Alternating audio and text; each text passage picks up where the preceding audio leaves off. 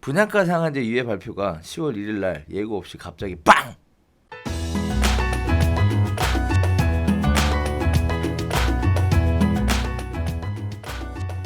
좋아요와 구독하기는 사랑입니다. 네, 안녕하십니까. 2019년 10월 5일 한발 앞서 소식을 전하는 고품격 부동산 토크쇼 부동산 별별 수다에 오신 여러분을 환영합니다. 그래도 한 주 동안 시끄러우셨죠? 뭐 이슈가 많았고 장난 아닙니다. 지금 뭐. 그러니까. 네. 지금 나라가 들썩들썩 하다 보니까 네. 아주 그냥 뭐 커뮤니티고. 근데 온 커뮤니티가 다 난리니까 뭐 어떻게 할 수도 없고. 네. 이게 이 폭풍이 몰아칠 때는 어떻게 내가 할 수가 없어. 좀 제발 좀 폭풍이 가라앉기를 그러니까. 기도할 수밖에 없는데 이게 뭐 그렇게 쉽게 가라앉지 않을 것 같아서 머리가 지끈지끈합니다. 받아들여야 되는 수밖에 없는 것 같아요. 그러게요. 뭐 여러 가지 나라 안팎으로 시끄러운 소식들이 굉장히 많이 들리는데 진짜 안팎으로 그런 것 같아요. 네. 뭐 잘 원만하게 마무리됐으면 가급적이면 좀 좋은 방향으로 마무리됐으면 하는 바람이 있습니다. 자, 오늘 부동산 별별 수다 지금부터 시작해 보도록 하겠습니다.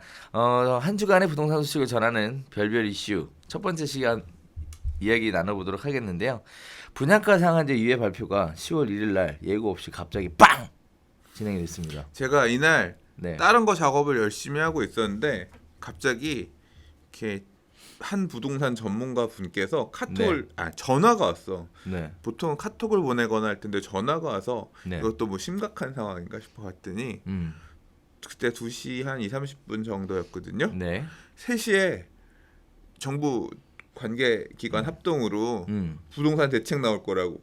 야, 이렇게 뭐가 내용이 없는 건가 싶어서 아는 기자분들한테 무슨 오늘 뭐 있어요? 그랬더니 실제 있다는 거야. 그래요? 그래서 뭐예요 내용이 그랬더니 보통 엠바고 뿌리거나 뭐 그렇죠. 있으니까 그러니까 뭐 어떤 거일 것 같아요라고 얘기하는데 물어보는데 이제 내용은 그쪽에서 뿌리지 못하니까 그런 거 주지는 않지만 평소에도 네네. 근데 무슨 내용인지도 잘 모르겠지만 이번에는 그런 것도 없이 뭔가 조율을 하고 있다. 아직까지 지금 발표하기 전에 뭐 이런 식의 뉘앙스로 얘기를 들었었거든요. 그랬더니 3시에 나온다 그래서 그럼 진짜 나오는구나. 분양가 상한제 관련해서 또는 다른 부동산 대책 실제로 대책이었잖아요. 네네. 금융 대책도 포함돼 있으니까. 네. 그래서 저는 이제 라이브 켜놓고 딱 어떤 내용 나올까. 그래서 금융위 홈페이지 그다음에 국토부 홈페이지 열어놓고 이제 올라오면 바로 읽으려고 준비하고 있었지. 그리고 네이버 뉴스 창 열어놓고 속보 올라오면 그거 보려고 이제 하고 있었지. 그때 한 20분 정도는 안 올라와. 그러니까 속보가 딱 나오는데 이제 뭐 유예 분양가 상한제 유예 이렇게 나오니까 진짜 유예인가 보다. 그래서 진짜 이게 근데 일보 이런 식으로만 올라오니까 내용은 하나도 없고 그래서 구제가 되나 보다. 처음엔 그런 식으로 생각을 했어요. 근데 이제 나중에 국토부 홈페이지에 보도자료가 올라온 건 한참 뒤고 이제 기자분들 통해서 보도자료를 받았거든요. 처음 받은 보도자료랑 나중에 국토부에 올라온 보도자료랑 약간 달라요. 약간 좀 디테일해졌거든요. 나중에 올라온 게. 근데 이제 그 내용을 보면서 처음에 올라온 내용을 보면서 실시간 방송을 했죠. 그렇구나. 그래서 한 25분 정도 올라가 있는데 그게 또 짭짤해. 그래요? 많은 분들이 봐주셨어요. 많은 분들이 봐주셔서 봤죠. 그래서 소장님이 저는 이제 평상시처럼 일하고 있는데 갑자기 알람이 막 뜨더라고. 그 뭐야? 들어가서 봤더니 강 소장님 열심히 떠들고 있더만. 그래서 에이 나도 해야 되겠다 이씨. 저녁에 했잖아. 일 다 끝나고 급한 거. 그러니까. 네. 급한 거 너무 다 끝나고. 길어. 저녁에 했죠. 너무 길어. 뭐 하다 보니까 그렇게 됐어요. 뭐 제가 프로가 아니라서 소장님처럼 프로여야지 알아서 딱딱딱 끊지. 거기다가 또 혼자 안 하고. 그러니까 좋던데. 딱 보기 둘이 하다 좋던데. 보니까 그렇게 됐고 앞으로는 좀 더 늘려볼까 생각하고 있습니다. 실시간 방송은 필요에 따라서 하는 게 중요한 것 같아요. 자, 그래서 지금 10월 1일 부동산 대책 발표 이후에 지금 청약 시장이 어떻게 움직일 것이냐에 대한 관심이 뜨겁습니다. 자, 그 얘기가 나오자마자 지금 들리는 신문 기사에 이런 얘기가 올라왔어요.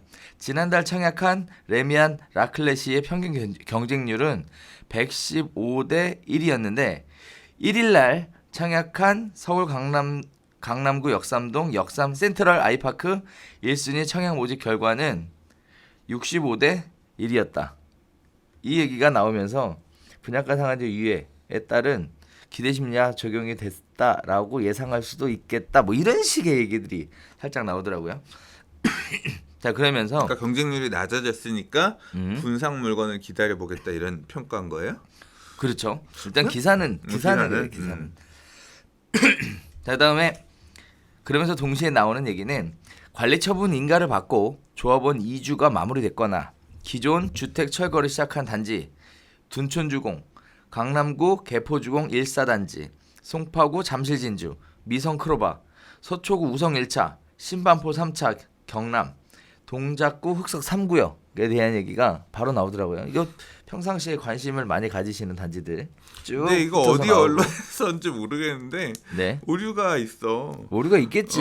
우성 네. 1차는 지금 분양해가지고 공사 한참 하고 있고만 골조가 이만큼 올라갔는데. 나 그랬어요? 예. 네.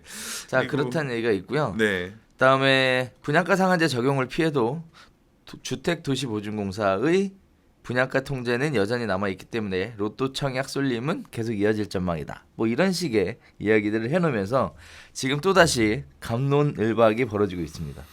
일단은 기본적으로 많은 부동산 전문가들이 예측하는 방향은 이렇습니다. 분양 물량이 대거 쏟아지고 분양가 상한제 시행을 기대하는 무주택 현금 부자로 인해 청약 경쟁률은 낮아질 것이다. 따라서 청약 당첨은 기대해 볼 만하다. 이렇게 얘기하시는 분들이 계시고요. 자, 그다음에 또 하나는 HUG 분양가 규제로 인한 낮은 분양 가격으로 인해 일단 넣어보자라는 고수익 직종에서 고수익 돈 있어야 넣을 수 있으니까 고수익 직종 20, 30대의 청약으로 인해 청약 열풍은 계속될 것이다. 따라서 청약은 그림의 떡이 될 수 있다. 그들만의 잔치가 될 수 있다. 이 얘기가 팽팽하게 대두되고 있는데요. 선생님 보시기에는 어떻게 생각하세요? 이 분양가 상한제 발표가 결국 많은 분들이 예상하는 건 어떻게 우리한테 영향을 미칠 것이냐에 대해 관심을 많이 가지고 계시는 부분이잖아요. 선생님 보시기에는 이 두 가지 얘기 중에 또는 본인의 별도의 생각이 있는지. 이번 대책은 네. 이 분양가 상한제를 강제하겠다라고 유예하겠다라고 한 얘기는 뭐냐면 이제 9월 23일까지 의견들 많이 접수 받았습니다. 네. 그러니까 시행령 주택법 시행령이랑 공동주택 분양가 산정 기준 등에 관한 규칙 뭐 이 내용 관련해서 시행령 개정하는 부분 얘기를 받았고 그 와중에 이의도 한 5천 건 정도 접수가 됐고요. 뭐 심지어는 조합들이 가서 시위도 했으니까 그렇죠. 그냥 무조건 밀어붙이는 형태로 발표할 수는 없었던 거죠. 그래서 유예하는 어떤 포지션을 보여준 거예요. 그러니까 약 한 발 물러선 듯한 포지션을 보여주긴 했지만 실제 큰 틀에서 바뀐 건 없어요. 네. 지금 뭐 역삼 센트럴 아이파크나 레미안 라클래시가 청약 경쟁률이 이렇게 높게 나오고 평균 가점이 69.5점이래요. 당첨자의 평균 가점 70점이야.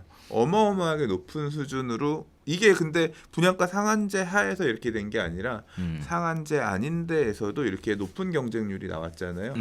그러니까 굉장히 관심은 뜨거운 상황입니다. 분양가 상한제가 적용이 되든 안 되든 분양가는 허구의 분양가, 지금 허구의 고분양가 사업장 관리 기준에 따라서 이렇게 낮게 유지가 되고 있는 상황이거든요. 특히 이런 인기 지역일수록 상대적으로 비인기 지역이라는 표현이 그렇지만 이제 강북 쪽 같은 경우는 이 정도까지 안 나온 사례들이 많이 있었거든요. 그렇죠. 주변 시세에 비해서 분양가가 그렇게까지 싸지는 않다. 근데 여기는 뭐 지금 당첨만 되면 6억이네. 10억이네 이런 얘기가 있을 정도였기 때문에 많이 몰린 거죠. 그래서 분양가 상한제 여부보다는 결국 이 허그랑 분양보증 가격 관련해 가지고 어떻게 협의를 해서 나오느냐 그게 더 포인트다. 그러니까 몰린다 안 몰린다는 결국 분양가에 따라서 달려 있을 거고 허그가 어떻게 심사를 해주느냐가 굉장히 중요한 게 작동을 할 거다라고 봐야 될 것 같고요. 앞으로 이게 이 제도 자체가 사실 이 김현미 장관이 한 라디오 방송에서 이런 얘기를 했대요. 저는 라디오 방송 못 들었는데 이제 이번에 국감에서 그게 문제가 이슈가 되면서 얘기가 나왔는데 잠시 지금 이 갑자기 10일 부동산 대책을 급박하게 내놓은 이유는 그 과천에 주공 1단지 푸르지오 서밋 분양가 후분양으로 평당 4천 내는 걸 보면서 놀란 것 같아요. 그러니까 3천 정도 또 왜냐하면 과천 안에서 지금 어떤 이슈가 있었냐면 과천 원래 과천의 재건축 밑에 보면 지식정보타운 있어요. 지식정보타운은 2,600 뭐 이 정도 내려고 했더니 안 된다. 훨씬 싸게 해라. 뭐 2,000 이 분양가가 안 돼가지고 지금 분양을 못 내고 있어요. 그 기다리고 있는 사람들이 지금 안 되고 있는데. 그렇죠. 그리고 기존에 선분양으로 갔던 과천의 뭐 2단지 근래 뭐 6단지 이런 데들도 3천만 원대 초반 뭐 이렇게 해서 분양가를 냈는데 과천 1단지는 준공 후 분양으로 4천에 딱 내버리니까 아차 싶은 거죠.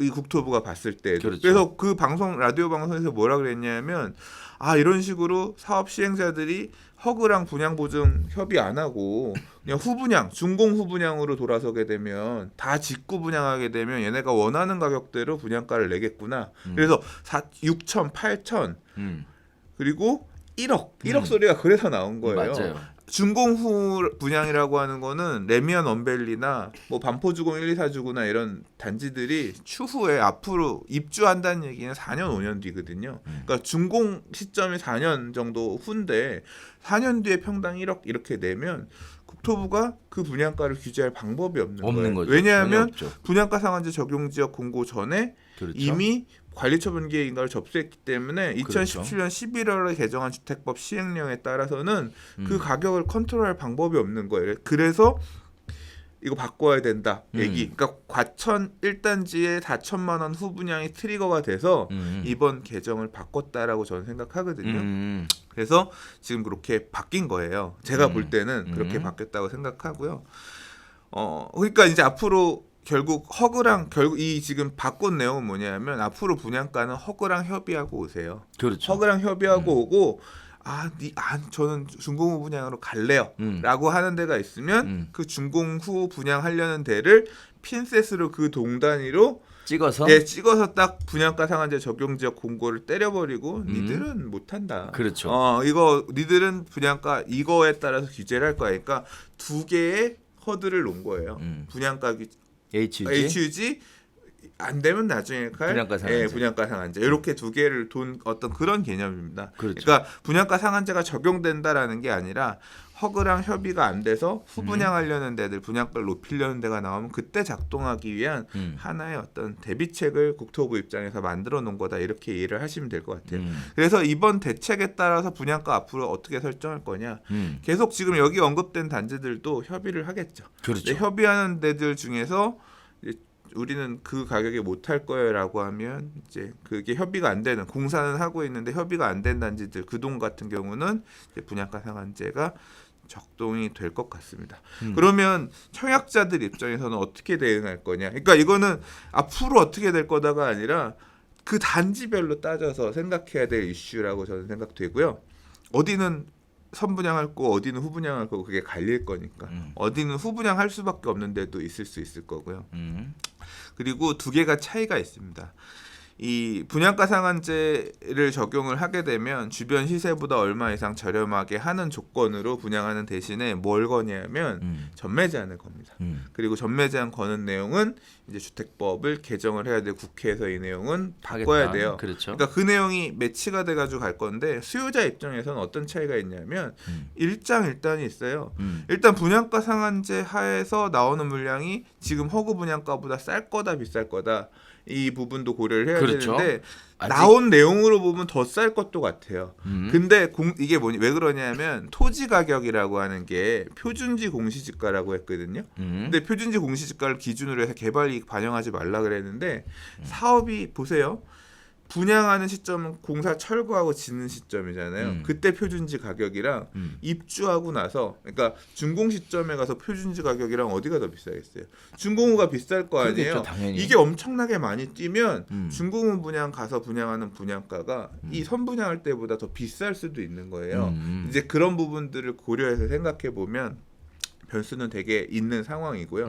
있는 상황이고 그걸 밖에 준공 후 분양으로 받는 물건들은 전매 제한이 있고 지금 허그랑 협의해서 하는 애는 일단 당장은 못 팔지만 입주할 때는 팔 수 있잖아요. 그렇죠. 또는 입주할 때 그 지금 입주뿐만 이 전매에 대한 규정만 있는 게 아니라 거주 의미도 넣나 그랬거든요. 그러니까 이 분양가 거주. 상한제 적용돼서 분양받은 애는 입주할 때 무조건 들어가야 되는 거예요. 그렇죠. 근데 지금 그걸 빼서 분양가 상한 적용 지역 아닌 데에서 선분양한 애를 받을 때에는 얘는 그냥 입주할 때 전세 놔도 돼. 그렇죠. 뭐 만약에 내가 입주권이 비과세를 받아서 비과세는 안 된다고 하더라도 좀 세율을 줄이고 싶다라고 하면 입주할 때 가서 2년만 딱 거주 채우고 팔면 뭐 1주택자 같은 경우는 우리 그 양도소득세 구간도 되게 쬐금 내게끔 하는 그 특례 규정에 따라서 이게 특례인지 아무튼 그 규정에 따라 세금도 좀 적거든요.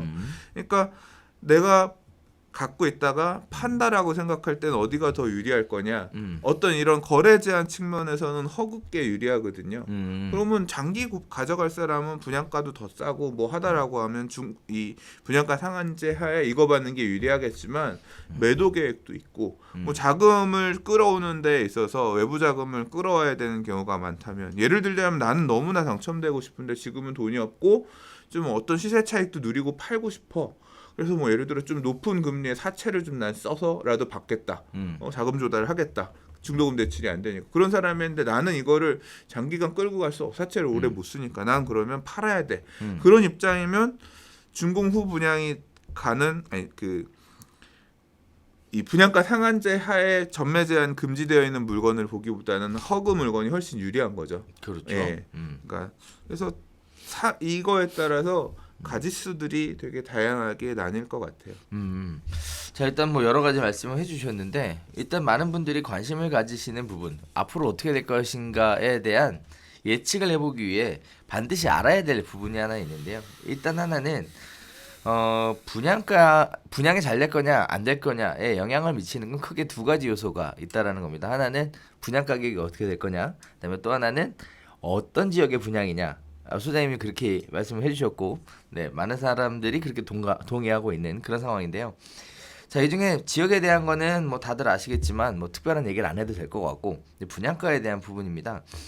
자, 일단 분양가가 어쨌든 재건축이나 재개발 또는 지역주택조합 같은 경우에 분양가가 분양가 상한제를 빠져나가는 것처럼 마치 유예기간을 줘서 빠져나가는 것처럼 했지만 궁극적으로는 HUG에 또 다른 허들이 존재하고 있다. 결국은 허들은 두 개다라는 거죠.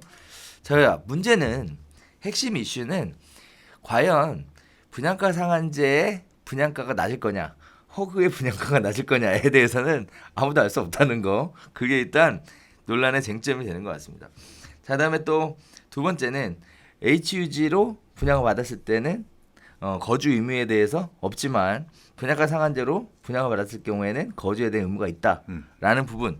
이렇게 두 가지 이슈를 가지고 여러 가지 얘기들을 해보면 결국은 재건축이나 재개발 또는 지역주택조합의 조합원들은 따지고 보면 결국은 말만 바꿨지 나아진 게 없는 것 같아요. 그러니까 사유재산 침해에 대한 부분, 네, 이게 비판이 많죠. 그러니까 낮은 게 없어요. 결국은 HG의 분양가가 분양가 상한제 가격보다 낮으면 어떡할 거야. 그래서 별반 차이가 없다. 자, 그런데 어쨌든 정부에서는 굉장히 시끄러웠죠. 뭐 소급 적용 관련돼서 이러한 부분들에 대해 빠져나가는 아주 현명한 노림수를 잘 썼다. 이렇게 봐도 과언이 아닐 것 같습니다. 잘 쓴 건지는 지켜봐야 돼요. 열어봐야 돼. 왜냐하면 어쨌든 데모는 안 하잖아. 시장의 왜곡이 생길 수 있고요. 네. 이거 정부가 이거 유예해 줬다라고 해서 준공 후 분양으로 가면서 후 분양 갈래? 우리는 분양가 받고 싶은 대로 다 받을래? 안 나올까요? 그런 단지가?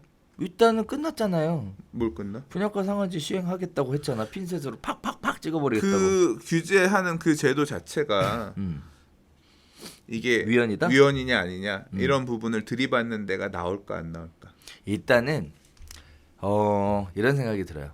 사전에 예고를 했잖아요. 이렇게 하겠다고. 근데 갑자기 팍 시행해버리는 게 아니라 예고를 했잖아요. 그리고 이제 예고한 다음 시행을 하잖아요. 거기에 따라서 이제 손해액이 산정이 돼야 거기에 따라서 뭐 어떤 위헌이니 뭐니 얘기를 할 텐데 그냥 제가 개인적으로 볼 때는 어려울 것 같아요.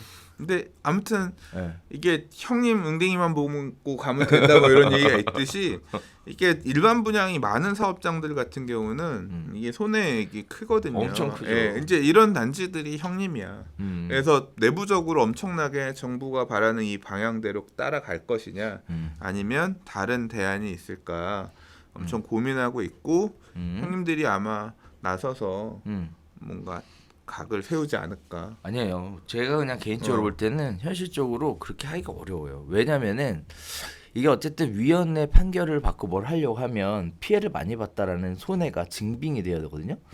근데 사실 부동산 쪽은 손해의 문제가 아니야. 원래는 분양가 상한제 이전 법률에 의해서는 분양가 상한제를 피했어. 근데 지금 시행령을 바꾸면서 못 피하게 되는 거예요. 그렇죠. 그러니까 그 내용이 손해액의 문제가 아니라 이 기준이 그렇게 바뀌는 게 이게 되냐 안 되냐 뭐 이런 부분에 있어서 이게 소급이냐 아니냐 이런 뭐 지금 국토부 기존의 발표에서는 소급이 아니라고 했지만 소급이 맞는데 뭘 아니야. 그러니까 그런 부분에 있어서 따져볼 부분들을 법률적으로 따져보는 그런 어떤 뭐 속적인 그러니까 들이받는 데들이 나오지 않을까. 네. 이제 그거는 저는 법률 전문가가 아니기 때문에 제가 생각할 때는 부당해요. 그 사업 시행자 입장에서는 그렇죠. 부당하거든요. 부당하죠. 예. 네. 그러면 이 부당함에 대해서 법률적으로 따져보고 그 부분에 대해서 재판부가 어떻게 판단하는지 이제 저는 좀 보고 싶어요. 그리고 아마 그런 움직임이 생기면 형님들 어떻게 가나 이제 잘 시기를 조정해가면서 이제 그 결과에 촉각을 곤두세우고 사업 속도를 조절하는 사업장들이 많이 나오지 않을까. 네. 그래서 형님들만 보고 있습니다.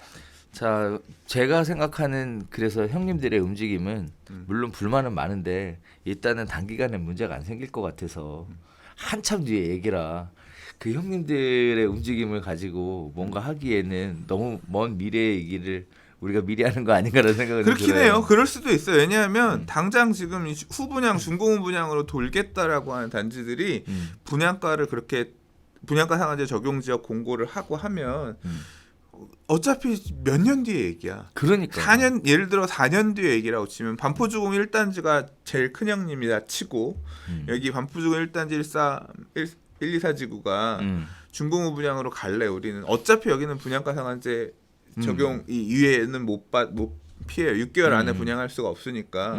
그러면 일단은 이 반포동을 분양가 상한제 적용 지역을 안 적용할 수도 있거든요. 그냥 그대로 두고 예를 들어 한 2년 뒤에 모든 내용이 마무리가 돼서 철거도 끝나고 이주도 끝나고 분양할 수 있는 시점이 돼. 근데 그럼 허구랑 분양 가격 협의를 하잖아요. 그렇죠. 근데 허구에 지금 고분양가 사업장 산정 기준에 따르면 빠네요. 분양가가 그렇죠. 얼마 이상 못 가게 돼 그렇죠. 있어. 받을 거냐 안 받을 거냐인데 협의를 일단 포기하고 안 해. 그러면 정부는 당연히 주정심 열어가지고 이 지역을 서초구 반포동을 분양가 상한제 적용 지역 걸겠지. 그러면 선분양하고 싶었던 인근의 다른 단지도 같이 분상에 걸리는 거야. 그렇죠. 짜증 나는 거지. 근데 그러면 일단 같이 합쳐가지고 들이받겠지. 이제 그러면 들이받는 게 아니라 짓겠지 집을 그냥. 그렇죠. 집을 일단 짓는 짓겠지. 과정에서 이제 들이받는 그런 행위도 있겠지만 그 분양할 수 있는 중공업 분양을 할 수 있는 시점은 적어도 그때부터 3년 뒤잖아. 그럼 5년 뒤야. 그렇죠. 5년 뒤에는 시장 상황이 좀 어떻게 바뀌어 있을지. 그렇죠. 또는 정권이 어떻게 누가 하고 생각하는지. 있을지. 또 그리고 정권이라고 하더라도 다른 어떤 국토부 안에 지금 국토부 장관이 다른 사람이 돼 있을 수도 있잖아요. 이제 이런 부분들의 변수가 많아지니까 야, 일단 이 까다로운 문제는 그때 가서 생각하자. 그렇죠. 예, 이제 그렇게 되면서 당장 뭐 어떻게는 안 되지만 미래 지금 얘기 나오는 내용들은 미래의 문제거리들 적어도 3, 4년 뒤에 문제거리가 될 것 같아요. 자, 그렇습니다. 지금 일단 여러 가지 얘기들을 하고 있는데 잘 생각해 보면 이렇게 지금 당장 결정해야 될 부분도 있는 것 같고 또 먼 후에 발생할 일이라 벌써부터 걱정 안 해도 되는 부분도 있는 것 같은데 요즘 나오는 얘기들을 보면 그런 어떤 기준 없이 막 섞여서 왔다 갔다 하다 보니까 어떤 게 맞는지, 누구 얘기가 맞는지, 난 무슨 선택을 해야 되는지 이런 식의 고민들만 더 커져가는 것 같습니다. 아무튼 10월 1일 날 분양가 상한제 유예에 대한 발표로 인해서 재건축 재개발 사업장이 마치 좋아진 것처럼 보였지만 사실은 아니야. 그렇지 않다라는 달라진 거 거, 없어. 네, 달라진 게 없다라는 네. 거. 자, 그래서 그렇게 이야기하면서 첫 번째 이야기 마무리 짓도록 하겠습니다. 자, 두 번째 이야기 들어가 보도록 하겠습니다. 자, 강남 재건축이 그래서 지옥을 갔다 왔다 했지만 사실은 지옥을 머물고 있는 그런 상황들입니다. 자, 이번 부동산 대책 발표에 이 세 가지 관점에서 발표가 있었는데요. 일단 첫 번째는 재건축, 재개발, 지역주택조합 같은 경우에 민간택지 분양가 상한제의 적용을 내년 4월까지 유예하겠다. 따라서 그 전에 분양하려면 해라. 단 HG의 분양가 규제는 계속된다. 라는 얘기가 첫 번째 얘기였습니다. 자, 두 번째는 LTV 규제를 강화하겠다. 그래서 매매 사업자 대출이죠. 주택 임대업, 주택 매매업 법인 같은 경우에도 LTV 40%를 적용하겠다. 그래서 대출 규제입니다. 자, 마지막으로 세 번째는 전세 대출을 강화하겠다. 그래서 고가 주택 보유자는 1주택자만 1주택을 갖고 있는 분이라 하더라도 전세 대출에 대해서 안 해주겠다. 뭐 이런 식의 세 가지 얘기가 발표가 됐었는데, 자, 내용은 그렇습니다. 이 내용이 발표가 되자마자 과연 부동산 시장 자체의 투자 수요가 어느 쪽으로 움직일 것인가에 대한 다양한 얘기들이 지금 또 오고 가고 있는데요. 일단 첫 번째는 이런 생각들을 하시는 분들이 많은 것 같아요. 공급 대비 수요가 넘치는 강남의 경우 화폐 가치 하락, 역대급 개발 호재 등이 복합적으로 작용하는 상황에서 분양가 상한제 유예로 투자 수요가 오히려 더 증가할 수 있다. 이렇게 얘기하시는 분들도 계시고요. 정부는 관리처분 인가 단지의 신규 분양이 늘면서 주택 공급 부족 우려가 줄어들게 될 것이므로 부동산 시장이 안정화될 수 있다. 또 매매 사업자 대출과 9억을 초과하는 고가 1주택자 전세 대출을 강화하기로 한 것과 관련해서 묻지마 매수자를 일부 안정화시킬 수 있을 것이다. 이렇게 기대를 하고 있습니다. 자, 이러한 식의 기대에 따라 이제 많은 일반인 분들께서 생각하시는 얘기들이 그렇습니다. 진짜 투자 수요가 더 몰릴까? 아니면 좀 안정화가 될까?에 대한 얘기인데요. 투자 수요가 더 몰릴까라고 생각하시는 분들은 또 한편 더 나아가서는 재개발 재건축의 투자 이익 감소로 인한 갭 매우가 본격적으로 시작되어서 지금 강남권으로 집중되어 있던 투자 여기가 외부로도 퍼져나갈 것이다. 이렇게 얘기하시는 분들도 또 일부 계시는 것 같더라고요. 그다음에 또 한편으로는 물량 공급이 계속되면서 공급 부족의 우려가 줄어들 수 있고 또 강남 재건축 공급이 늘어나면서 분양받을 수 있는 수요자가 실제 단기간에 분양되는 물량을 다 받아주지 못해 결국은 분양시장을 중심으로 해서 안정화가 하나씩 자리 잡게 될 것이다. 이렇게 두 가지 얘기들을 하고 있는데 소장님 생각에는 시장의 반응은 과연 어느 쪽으로 흘러갈까요? 참고로 저는 모르겠으니까 휴가 가시라 그랬어요. 어차피 단기간에 다 안 나온다고. 네, 그래서 놀러 가자고 그랬는데. 일단 지금은 순환매 장세가 네. 나타나고 있는 것 같아요. 지역적으로 국지적으로 호재가 있는 지역들은 빠르게 반응하면서 달아오르는 느낌이 있어요. 네, 그러니까 지역적 호재, 뭐 GTX라든가 신안산선이라든가 가시화되는 이런 부분들이 있는 거는 수도권까지로도 온기가 잘 전달되고 있는 것 같고 근래 수도권 분양들 이런 것들도 되게 성공하면서 주변 지역에 좀 심리들이 풀리고 있는 부분들이 약간 느껴지고 있는 것 같긴 합니다. 네네. 근데 일단 이게 상징적으로 이 부동산 시장의 유동성 공급 막겠다는 내용이에요. 그러니까 그렇죠. 법인을 만들어서 법인으로 부동산 투자하면서 대출 쓰던 것들. 근데 보세요. 법인이 투기 과열지구 투기 지역 안에서 LTV 40으로 주택처럼 일반 개인이 사는 것처럼 막겠다는데 이거 보면서도 저는 생각했죠. 요새 서울 안에 투기 과열지구 이렇게 법인으로 사는 사람 많나?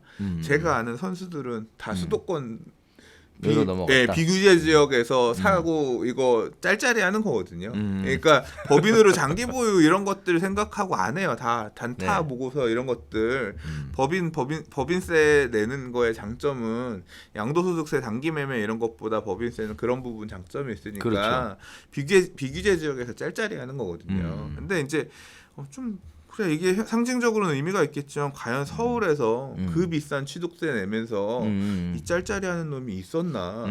좀 이건 좀 헛발질일 수도 있죠. 저는 통계를 보고한 게 아니라 주변에 있는 이 주변에 있는 어떤 네. 주변 사람들 분위기 보고 네. 하는 얘기니까 그런 거고 일단 뭐 매매업 임대업에서도 똑같이 하겠다는 얘기는 어떤 대출 이것도 마찬가지로 매매업 임대업으로 회피하면서 대출 규제 갔던 것들을 대출 규제하는 부분이니까 이거 가수요 차단하는 어떤 방법에서 있는 거고 이제 실제로 주변에서 접할 수 있는 일반인들이 접할 수 있는 내용 중에서 악 소리가 난 부분이 전세 대출 강화거든요. 9억 시가 기준으로 9억이 넘는 주택 같은 경우는 보증 안 해준다는데 이것도 뭐 서울 보증 보험 사용하면 뭐 쓸 수 있다 이런 얘기가 있더라고요. 그러니까 그렇게 쓰면 그 수요들은 여전히 있는 거고, 그러니까 민간까지는 못 건드리는 거고, 또 이게 그러니까 어떤 개념이냐면 있는 돈 다 끌어모아가지고 전세 끼고 인기 지역에 좋은 아파트를 사. 이게 소위 말하는 갭 투자. 갭이 엄청 커서 그렇죠. 말이 안 되지만, 그러니까 더 올라갈 것 같으니까 인기 지역에 새 아파트를 내가 가지고 있는 모든 돈을 끌어모아가지고 전세 끼고 사놓는 거예요. 그리고 나는 이 집에 전세자금 대출을 가득 받아서 사는 건데 이 전세자금 대출 보증을 안 해주겠다는 거니까 국가가 이 보증하는 대출은 못 쓰고 민간 걸 쓰거나 사실 이제 그러니까 그게 막히면서 뭐 이 사다리가 끊어지는 거 아니냐 이제 이런 평가도 있었는데 생각해 보니까 월세 살면 되지 뭐. 그렇지 않나? 그렇죠. 네. 네. 그러니까 월세 이런 수요 이런 수요가 엄청 많은 건 아니겠지만 이런 투자를 하던 사람들이 전세를 못 사니까 월세 살겠구나. 월세 살면 월세 수요가 조금 늘어나겠구나. 뭐 요 정도의 느낌입니다. 아무튼 그래서 이 분양가 상한제 이외의 내용 갖고 놓고 보면 만약에 강남 투기과열지구 서울 뭐 이런 지역에서 법인 만들어 가지고 또는 매매업 사업자 내 가지고 대출 만땅 받아서 살려고 했던 수요들이 있었다고 하면 그 수요는 조정 대상 지역이나 또는 뭐 비규제 지역으로 가서 뭐 사고팔고를 하지 않을까. 이미 또 그렇게 하고 있었던 것 같은데 이제 뭐 그런 움직임으로 좀 가지 않을까. 저는 개인적으로 이런 생각이 좀 들어요. 안 그래도 지금 사업자 대출 이렇게 다 막아버렸잖아요. 네. 저는 사실은 이번에 발표되기 전에 그래서 안 그래도 지금 제가 월세 내고 있는 상가가 워낙에 많아서 합쳐보니까 정말 어마어마하더라고요. 그냥 사는 게 싸겠더라고. 이자는 네, 이자 내는 게 훨씬 싸겠더라고요. 거의 반값이더라고요. 그래서 이참에 정상적인 사업자잖아요. 이참에 해야 되겠다. 아싸리 할 수 있는 그냥 조그만 어떤 그런 거를 매입을 하는 게 낫겠다 생각을 했어요. 했는데 대출이 안 된대 지금 갑자기. 이게 주담대가 아니라 네. 건물 상가는 나오지 않아? 아니에요. 지금 일단 법인으로 해서 대출하는 거 다 안 된다는 거예요. 그래? 왜 그러냐면 법인으로 대출을 받으려면 법인이 뭔가를 해야 되잖아요. 근데 이제 사업자로 대출을 받아야 되는데 지금 얘기는 그래요. 사업자 등록을 해야 되는데 무슨 사업자로 등록할 거냐는 거예요. 그냥 뭐 법인 신용대출로 받는 건 아니니까 편하게 받을 수 있는 게 그동안 임대사업자나 법인으로 매매업으로 등록을 해서 받았던 거라는 거예요. 근데 이제 저 같은 경우에는 여기에 해당이 안 되잖아요. 아니잖아요. 이런 사업자가 아니잖아요. 그렇죠. 여기에 해당이 안 되잖아요. 그래서 이제 제가 대출을 쉽게 받으려면 임대업으로 등록을 해서 법인으로 대출을 받는. 그래서 뭐 얘기를 해주더라고요. 법인 명의로 반, 개인 명의로 반 해서 풀로 이빨 이 대출을 다 양쪽에서 땡겨서 하면 공동 명의로 사는 거죠. 법인 명의와 제 개인 명의 공동 명의로. 그럼 이제 누군가 하나는 대출을 받기 위해서 임대업을 등록을 해야 되는 상황이더라고요. 왜냐면 이제 받아야 되잖아요. 근데 자가 사용인데 임대업은 좀 그렇다. 자가 사용 자가 아니죠. 사용 아니죠. 어쨌든 제 내가 개인으로는 사용을 안 하죠. 법인한테 임대를 놓는 개념이 그렇죠. 되는 거니까. 법인한테 임대를 놓는 개념이 되는 거죠. 네, 그래서 이제 이런저런 부분들 생각을 해보더니 결국은 한번 알아는 봐야 되겠는데 이 부분이 막힌다. 금융권에 어느 정도까지 영향을 미치게 될지에 대해서는 자기들도 잘 모르게 예상이 안 된다. 근데 자가 사용 목적의 그런 대출은 괜찮을 것 같은데. 해줘야죠. 근데 사실 해줘야 되는데 아니야, 이게 이렇게 다 막을 수 없으니까 그건 해줄 거야. 그래서 그건 뚫어줄 방법이 있어. 이런 부분들이 오히려 하고 싶은 핵심은 그거예요. 뭐 제가 여건 안 돼서 사실 따져 보니까 결국 느낀 결론은 뭐냐면 2년 내엔 불가능했다는 게 결론이에요. 참고로. 자, 그래서 정상적인 사업자들이 오히려 또 제한을 받을 수도 있겠구나. 그냥 경기를 활성화시켜야 된다라고 하는 입장에서 지금 현재 정상적인 사업자들이 이렇게 피해를 보게 되면 이러면 이거는 또 우리나라 경기에 굉장히 안 좋은 영향으로 다가올 수 있겠구나 이런 생각을 저는 개인적으로 좀 했어요. 자, 그다음에 또 하나는 선생님이 얘기하셨던 대로 전세 대출에 대해서 월세로 이렇게 사는 부분들이 있잖아요. 저도 개인적으로 그 부분에 대해서 굉장히 동감하는 게 지금 전월세 전환 비율이 많이 내려갔거든요. 그래서 이자에 보다는 높지만 많이 내려갔어요. 그래서 이제 물론 하려고 하면 하겠지만 사실 또 이게 전세 대출을 신규로 일으키시는 분들이 따지고 보면 뭐 중도금에 대한 부분을 내야 되는데 돈이 없잖아요. 계약금은 있고 중도금은 없으니까 중도금 대출이 안 되니까 계약금을 넣고 중도금 대출은 전세자금 대출 받아서 중도금 대출을 넣는 뭐 이런 식의 형태도 많이들 하셨었는데 그런 것도 막히겠네. 이것도 이제 다 막히는 거예요. 그래서 이제 아예 신규 수요 유입 차단이라는 게 이제 그런 형태로 해서 더 발생하는 거 아닌가라는 생각을 합니다. 피눈물 나는 분들도 좀 계시겠네. 그러니까요. 그래서 안 그래도 분양 받아서 그렇게 생각하셨던 분들이 자금 계획 엉켜지면서 힘들겠네. 그래서 이러지도 못하고 저러지도 못하고 하는 상황. 그래서 또 누가 그러시더라고요. 나라 말을 잘 들어야 된다고. 사지 말라 할 때 사지 말았어야지. 괜히 사지 말라 할 때 사가지고 지금 다 막혀가지고 어떻게 하겠냐고 또 이런 얘기를 하시는 분들이 있는데 그냥 상황에 따라서 하기 쉬운 말이니까 할 수 있는 거 아닌가라고 생각을 합니다. 자, 그래서 핵심은 또 그래요. 투자 수요가 이렇게 더 몰리게 되면 갭 투자로 번질 가능성이 있을까요?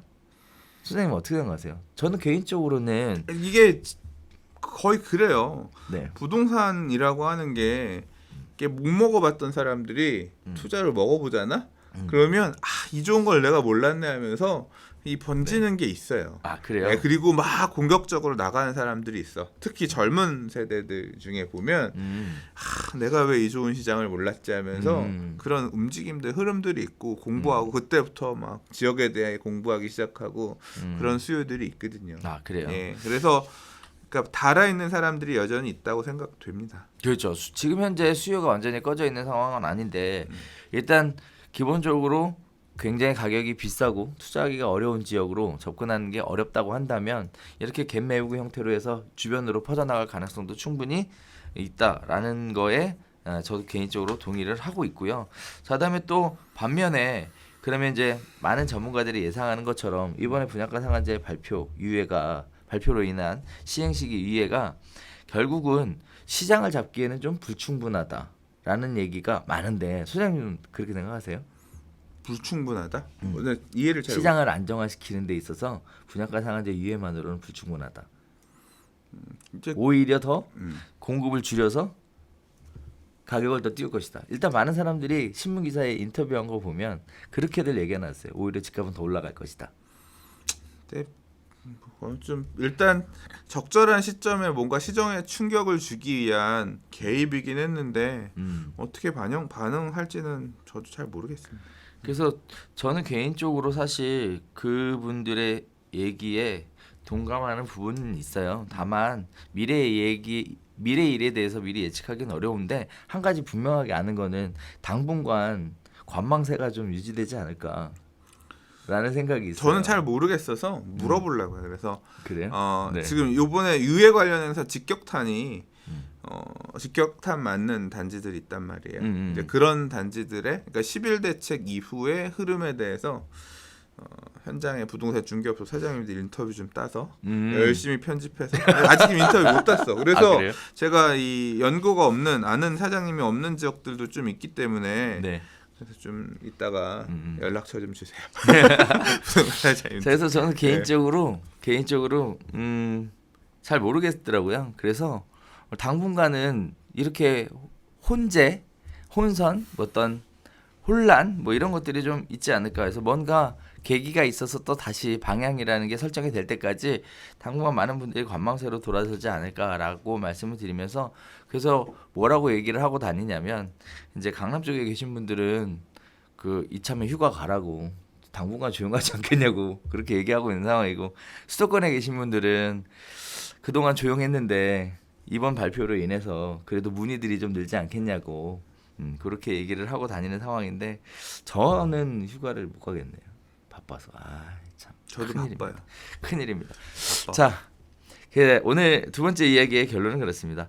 자, 일단 정부에서 깜짝 발표를 했습니다. 거기에 따라서 어떻게 될 것이냐에 대한 뜨거운 이야기가 이렇게 저렇게 오고 가고 있는 상황인데 이 부분에 대해서 아직까지 뭐다 이렇게 될 거다라고 확신을 가지기에는 조금 이른 시점이 아닌가라고 생각을 하고요.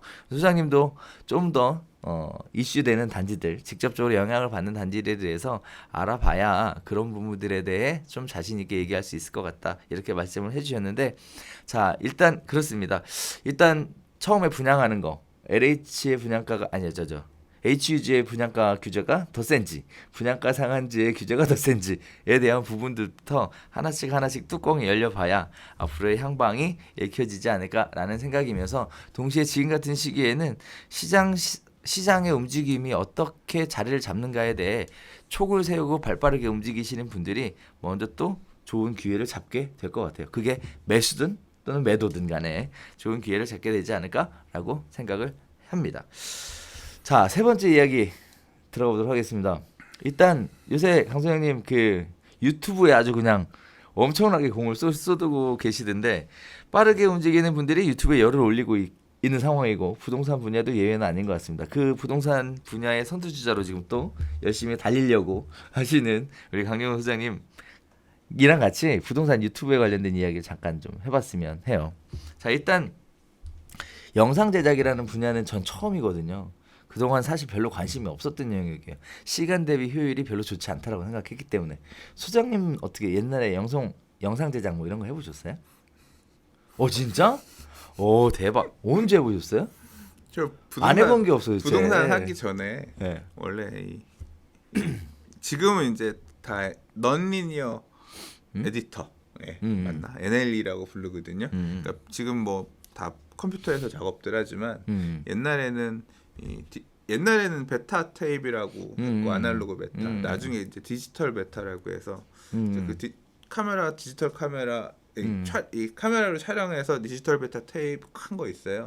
그거를 넣고 편집기에서 편집기 복사 이거 해서 넣고 어디에 돌아가가지고 복사해서 만들고 만들어진 그 가편이라고 하거든요. 가편집된 거 가서 이제 지금 프리미어라든가 이런 것처럼 당시 아비드라고 하는 고가의 장비 이런 데 가서 이제 종편하고 자막 넣고 이제 그런 업무들을 한 적이 있습니다. 2000년대 초반에. 그랬구나. 네, 아주 초반에. 근데 그 업무 중에서 일부를 제가 이제 했던 게 있는데 지금 진짜 세상이 정말 좋아졌어요. 그런 거예요? 네, 진짜 좋아졌어요. 제가 그래서 당시에는 이제 사회에 처음 나와가지고 꼬꼬마로 그런 일을 잠깐 해본 적이 있는데 그래서 그 편집기 이런 거 갖고 싶어서 되게 비쌌거든요. 지금 아직도 그 시절에 돈 모아가지고 샀던 편집기가 있어요. 그 너무 비싸게 샀던 건데 실제 잘 사용을 못했거든요.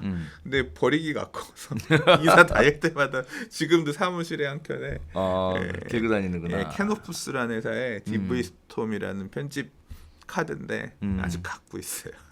그렇구나. 자, 일단 영상 제작을 해봤다라는 것 자체 또 몰랐던 분야네요. 자, 어쨌든 그래서 감이 있는 것 같다라는 생각도 들고요. 자, 그다음에 유튜브에 공을 많이 쓰시잖아요. 그래서 네. 장비 구입도 하시고 이번에 캠코더도 샀고 또 이제 브이로그용 카메라도 살려고 지금 생각 중입니다. 아 그래요? 네. 아니 편집 그렇게- 프로그램도 근래 이제 구입했고요. 네. 그렇게 장비도 바꾸고 편집 프로그램 컴퓨터도 구입도 나중에 하고 바꿔야지. 어우 그렇게 막 투자를 어마어마하게 네. 하는데 그렇게 투자하는 만큼 효과가 있어요? 일단 편집을 신경 쓰고 나서 피드백이 좀 좋아진 편이에요. 조회수가 막 빵 터지거나 한 건 아닌데 조회수가 터진 것도 있긴 있어요. 근데 그거는 조회수가 터진 거는 컨텐츠의 어떤 궁금증, 뭐 이런 제목 선정 이런 부분이 더 있었을 거라고 생각해요. 근데 이제 아마 느끼셨을 거라고 생각하는 건 뭐냐면 영상을 보시면서 좀 더 편해지셨을 것 같아요. 그러니까 보시는 예, 분들이. 보시는 분들이 그냥 뭐 어쨌거나 부동산 주제라고 하는 게 원래 빵 터지기는 힘들어요. 왜냐하면 관심사를 갖고 있는 사람들이 대한민국이란 나라의 서울 수도권 중심에 또 일부 부동산이 관심 있는 요 소수만 사실 관심 있는 분야이기 때문에 이게 터지기는 되게 힘들어요. 또는 폭등론, 폭락론 이런 식으로 부동산 그거 나랑 관심 없지만 너무 비싼 거지 떨어져야지 뭐 이런 얘기를 하는 떨어지는 논리가 맞네 뭐 이제 어떤 그런 자극적인 어떤 그런 이슈에 대해서는 관심이 있지만 디테일하게 부동산의 하부의 어떤 그런 이슈에 대해 얘기하면 뭔지도 모르겠고 내가 그걸 알아야 될 이거 관심이 없거든. 그렇죠. 때문에 한계가 있는 건 명백하나 그러나 그걸 관심 있게 보는 분 입장에서는 조금 더 이게 예를 들자면 이게 되게 많아서 다음 좀 지루하다 느낄 수 있는 부분도 다 쳐내면 금방 요점만 좀 들을 수도 있고 이제 그런 부분들이 조금 시청자 관점에서 약간 유익하지 그러니까 약간 보기 좀 편하고 좀 나아지지 않았을까 생각해요. 그렇군요. 그러면서 피드백이 좋아져서 수익도 많이 늘었고요. 예. 수익만 많이 구독자 상승이 되게 지금 잘 되고 원래 구독자가 이렇게 정체였거든요. 하루에 뭐 30명 한 달 평균 뭐 근데 지금 뭐 많은 날은 200명 오 굉장히 잘 크고 있네요. 지금 역시 하루에 한 평균 보면 월간으로 하루에 한 100명 정도씩 구독을 해주시는 것 같아요. 그럼 도대체 하루에 유튜브에 신경을 쓰는 시간은 얼마나 되는 거예요? 저는 요새 거의 유튜브에 살고 올인 유튜브에 죽고 올인 예, 원래 이렇게 공부도 사실 공부는 꾸준한 게 제일 중요합니다. 네네. 꾸준하게 제일 중요하는데 네. 이게 확 재미 붙었을 때 그때 확 해놓으면 이만큼 성장한 상태에서 가면 좀 더 수월하게 다음 레벨을 갈 수 있기 때문에 삘 받았을 때 확 몰아쳐서 해야 된다라는 생각에 지금 거의 뭐 모든 열정을 바쳐서 유튜브에 매진하고 있잖아요. 그렇죠. 이게 사실 재미 있어야 또 할 수 있는 그렇죠. 일이죠. 네. 그죠? 자, 그래서 이렇게 공을 들이고 투자를 하고 열심히 하고 계신데 이렇게 해서 유튜브에 구독자도 늘어나고 조회수도 늘어나고 하고 있는데 어떤 효과를 기대하시고 사실은 유튜브로 해야 되겠다 뭐 이런 생각을 하신 거예요? 제가 유튜브 왜 시작했는지는 뭐 여기저기서 많이 얘기했는데 사실 부동산 네. TV에서는 잘 얘기 안 했던 것도 같네요. 그래요? 예, 원래 유튜브를 처음 시작한 이유는 뭐냐면 네. 별별 수다 때문에 했고요. 별별 수다 네. 때문에 했잖아. 그래 맞아 나도 2017년 겨울 초에 네. 갑자기 술 먹고 전화해서 보자에서 봤더니 그때 이런 썰전 이런 스타일에 뭐 하면 좋겠다 그래서 나는 준비가 안 됐는데 그래서 그러면 그럴 때 도망가서 안 할 줄 알았지. 그러니까 그래서 제일 열심히 해. 그러니까 이게 나가서 말을 해보거나 이런 거 안 해봤기 때문에 그리고 또 부동산 이슈도 좀 알아야 가서 썰 풀 게 있고 해서 네네. 그래서 매일 그럼 난 뉴스라도 읽어보자 해서 시작한 게 가서 무슨 이슈에 대해서 얘기를 해보자 해서 시작한 게 사실 처음 올리기 시작한 게 이 부동산 TV의 어떤 시작이 된 거고요. 그다음에 하다 보니까 생각난 건 뭐냐면 그때는 이제 영상에 유료 과금을 할 수 있었거든요. 이걸 키워서 유료 과금할 수 있는 정도로 커지면 나는 앞으로 강의 영상을 찍어서 유튜브를 통해서 팔아야겠다. 그럼 유튜브가 다 수금도 해주고 뭐 하고 돈 보내주고 그럼 난 좋겠다. 그랬는데 그해 9월달에 그 제도가 없어졌어. 맞아요. 그래서 좀 좌절하고 있다가 그러나 그럼에도 불구하고 또 한번 꾸준히 해봐야지. 뭔가 다른 수가 있겠지. 그 다음부터는 아무 생각이 없었나? 약간 의기소침해지기도 했지만 그래도 꾸준히 하긴 했는데 지금은 뭐 꾸준히 하기 잘했다 생각하고 있죠. 그래요? 예, 저는 유튜브가 이제 아직 시작도 안 했어. 유튜브의 시대는 아직 오지도 않았어. 시작도 안 했습니다. 언제부터가 시작이냐면 제가 생각할 때 유튜브 시대의 시작은 지금 방송의 어떤 패러다임 이걸 꽉 쥐고 있는 데가 어디예요? 방송국들이잖아요. 그렇죠, 방송국들이 공중파. 전파랑 이런 것들을 들고 있기 때문에 꽉 쥐고 있잖아요. 거기가 무너지기 시작하는 시점. 그때부터가 본격적인 유튜브 시대일 거라고 생각합니다. 앞으로 지금 당장 우리 애들은 유튜브나 이런 걸로 해서 방송이라든가 컨텐츠들을 소비하지 TV 안 보잖아요. 나 무슨 쇼프로 봐야지 하고 해서 TV 안 와 있어요. 그냥 지들이 나중에 가서 알아보거나 다 유튜브나 이런 인터넷을 통해서 본단 말이에요. 그렇죠. 그러면 이제 앞으로 방송국들도 굳이 뭐 그런 비싼 전파 사가지고 뿌리기보다는 뭐 그런 거 돈 내고 하기보다는 이제 유튜브라든가 이런 쪽으로 오고 방송국도 결국 광고 판매가 주 수입원이잖아요. 그렇죠. 예, 그 광고가 지금 안 팔린다고 그러잖아요. 보는 사람이 없는데 안 팔리겠지. 그렇지. 그러면 그 흐름들도 지금 유튜브로 넘어오고 시장이 완전히 재편되면서 앞으로 그러면 방송 제작하던 방송국들도 이런 굉장히 매력 있는 컨텐츠를 제작하는 스튜디오 체제로 전환이 되고 그러면 지금 이미 뭐 케이블 방송국들 중에 종편 방송국들 중에 일부는 잘 나가는 스튜디오들을 유튜브에 넣어가지고 뭐 1000만 조회수 이런 그런 컨텐츠들 굉장히 유튜브 호흡에 맞는 컨텐츠들을 만들어내면서 맞아요. 지금 다음 올 시대를 대비하고 있거든요. 그러니까 유튜브의 장점은 뭐냐면 굉장히 다양한 컨텐츠, 다양한 주제를 다룰 수 있거든요. 그러니까 어떤 공급자 중심의 방송이 가는 게 아니라 수요자와 피드백이 되게 빠른 방송. 우리가 SBS에다가 이런 방송 보고 싶어요 하면 만들어줘요? 그거 하나 만들기 위해서 어마어마한 그 시스템이 가야 되는데 돈 되는지 따져야 되고 해야 되지만 원하는 게 나오지 않잖아요. 근데 당장 지금 뭐 유튜브는 보면 방송하다가 이거 나 궁금해요 라고 하면 그거에 맞는 콘텐츠 준비해 볼게 해서 낼 수 있잖아요. 그럼요. 예, 그래서 그런 쌍방향 소통도 이런 게 되게 잘 되는 거기 때문에 그 수요층들이 있어요. 그걸 보기 위한 수요층도 있어요. 그러니까 타겟팅이 되게 잘 되는 거죠. 구매력도 이어질 수 있는 거고. 그래서 어떤 그 분야에 대해서만 집중해서 잘하면 충분히 먹을 것들을 만들어낼 수 있는 채널들로 확장될 것 같아요. 그래서 무조건 해야 돼요. 무조건 내가 해야 뭔가를 이 분야에 대해서 대중들에게 어필하고 싶은 부분이 있다라고 생각하면 하면 좋다. 무조건이라고 하는 건 좀 조심스러운 게 시작하는 건 쉬워. 유지하는 게 어렵거든. 자, 그래서 일단 지금은 특별한 효과를 기대하는 건 없다. 일단 열심히 재밌으니까 하는 거다. 이렇게 얘기해도 되는 거예요? 기대하는 효과가 없는 게 아닙니다. 있어요? 네, 저는 지급에 제가 가지고 있는 방향은 계속하는 겁니다. 뭐 어떤 효과와 결과를 기대하고? 그러니까 부동산 종편을 뛰어넘겠다?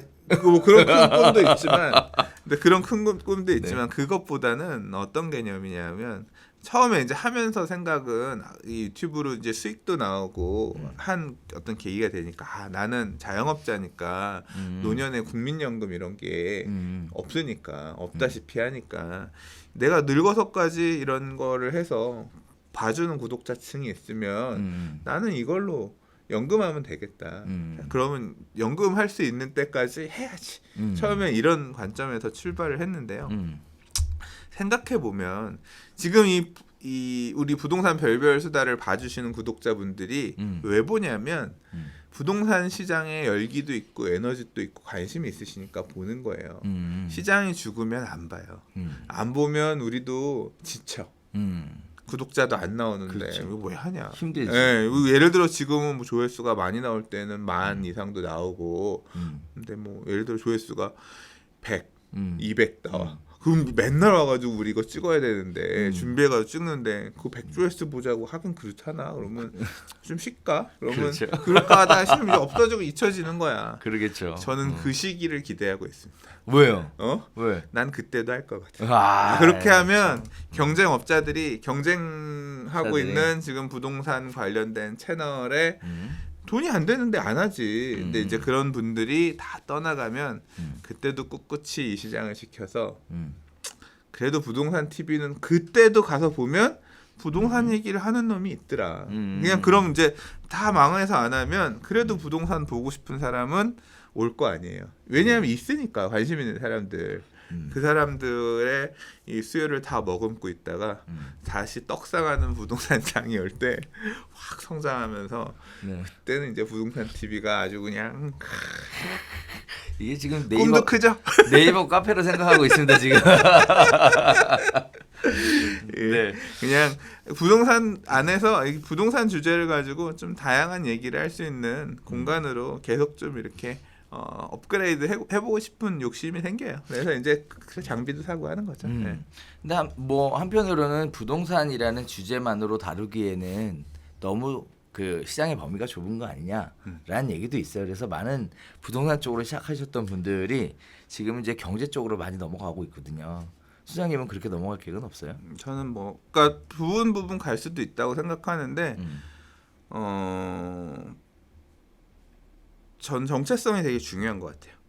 정체성이 되게 중요한 것 같고, 그러니까 유튜브는 캐릭터다라는 얘기도 있어요. 그러니까 캐릭터를 보기 위해서 오는 거고, 저라는 캐릭터가 중요할 수도 있는데 꼭 그런 유튜브 채널만 있는 건 아니기 때문에 그리고 뭐 제가 잘 모르는 부분 공부해서 막 알려드리고 하는 것도 전문성이 떨어질 것 같고, 저는 하여튼 요 범주 안에서 크게 벗어나지 않으려고 합니다. 그렇군요. 자, 일단 세 번째 중요한 얘기가 있어요. 네. 네. 자, 일단 유튜브 부동산이 지금 굉장히 이슈가 있는 것으로 알려지고 있고 또 여러 가지 뭐 실제 발생하는 이야기들이 속속 들어오고 있는데 일반 부동산 중개업소 사장님들도 유튜브를 해야 된다라고 생각하세요?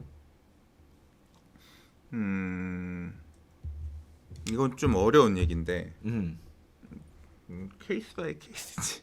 케바케라고. 네, 저는 근데 유튜브 이게 해야 된다 블로그 해야 된다 하지 말아야 된다랑 사실 비슷한 얘기인데. 그렇죠, 맞아요, 비슷한 얘기예요. 이게 사람들의 트렌드가 이제 지금 유튜브에서 검색하는 사람들이 되게 늘고 있어요. 늘고 있어. 예, 이제 이런 부분들은 무시 못해요. 그래서 하면 좋지. 하면 좋은 건 맞는데 어떻게 하느냐가 중요합니다. 이게 유튜브가 활성화되고 사람들의 눈을 계속 끌려면 지속적으로 해야 돼요. 그렇죠. 네, 근데 그런 게 있는데 힘들단 말이에요. 그렇죠. 그리고 부동산 중개업소 사장님의 유튜브 컨텐츠는 한계가 있는 게 결국 유튜브를 하겠다는 얘기는 자기 영업 목적으로 활용하기 위해서 내가 이런 거를 거래하기 때문에 관심 있으시는 분들은 봐주세요. 뭐 이제 이런 목적으로 하시는 분이 많을 거잖아요. 근데 컨텐츠가 빠네. 고갈돼. 그러니까 블로그랑 비슷하다는 의미도 우리 아파트 이뻐요, 좋아요, 우리 아파트 이런 매물이 있어요, 어째 뭐 이런 식으로만 하다 보면 이게 계속 유지하고 이런데 한계가 있는 거예요. 그리고 단지 규모에 따라서 어떤 검색량이라든가 관심을 많이 받는 그런 단지도 있지만 뭐 단지가 뭐 소규모 단지라든가 이렇게 해서 검색량 자체도 별로 유의미하게 없고 이런 중개업소들도 있고 하기 때문에 유튜브 마케팅이 효율적으로 작동할 수 있는 형태의 중개업을 하시는 사장님들도 계실 거고 아닌 경우도 있을 거거든요. 그러니까 이 앞으로 들어가야 될 품과 지속하는 데 필요한 어떤 노력들을 생각할 때 필요한 분도 있고 굳이 안 하셔도 될 것 같은데요. 좀 저는 약간 좀 나뉜다고 생각해요. 그렇군요. 네. 자, 일단은 부동산 중개업 하시는 사장님들 중에 유튜브를 운영하시는 분들이 많이 계세요. 이제 점차 늘어나고 있는 상황이고 그런 분들이 보통 이제 자기가 속해 있는 그 부분에 대해서만 유튜브를 운영하는 게 아니라 생각외로 호재들을 중심으로 해서 좀 폭넓게 브리핑하는 형태로. 그래도 그분들이 인근 지역이라도 그분들이 제일 잘 알잖아요. 어차피 하는 사람이 없으니까. 또 그러한 정보가 시장에 어떠한 영향을 미치는지에 대해서도 궁금해하시고, 또 일선에 있는 중개업소 사장님들이 그 부분에 대해서 네트워크가 있잖아요. 공동 중개도 할 수 있고. 그래서 발빠르게 반응들을 하시는 분들이 계시더라고요. 그래서 실제 우리 이제 회원분들 중에서 기초 과정만 하신 분들도 유튜브 과정 들으시고 운영하셔서 지금 요새 정신없이 바쁘시더라고요. 그러니까 네.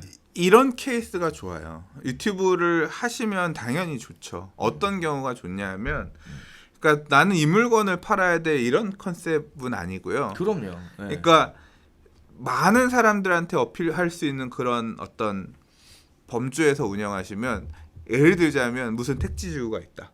이 택지지구에 대해서는 내가 진짜 전문가야. 그리고 택지지구 관심 있다 보면 이 사람은 이 택지지구에 대해서 되게 잘 얘기를 해. 그럼 여기나 얘가 하는 이 사람이 하는 말이 그래도 굉장히 있네. 그 택지지구에 대한 얘기들, 현장 뭐 사진 뭐 이런 거 계속 나오면 거기에 관심 있는 사람은 이 사람을 보면서 신뢰하게 되거든요. 이 동네 물건 구할 거 있으면 이쪽에 컨택을 해봐야겠다. 그렇게 만들어질 수 있거든요. 이제 그렇게 좀 트래픽이 어느 정도 많이 몰릴 수 있는 주제를 어필하는 이런 경우도 되게 할만하고요. 또 어떤 경우도 있냐면, 사실 부동산이라고 하는 게 어떻게 공부하면 돼요? 이런 질문들 되게 많이 받거든요. 근데 저도 어떻게 공부하라고 말을 못 하겠어요. 저도 그냥 오랜 시간 계속 봐왔으니까 아는 거지, 뭐부터 시작하세요 이거를 잘 못 하겠거든요. 뭐 기껏하면 현장을 많이 다녀보세요. 실제로 현장 안에 답이 많이 있는 경우가 있고 그 시간이 녹아서 어떤 지식이 만들어지는 거니까.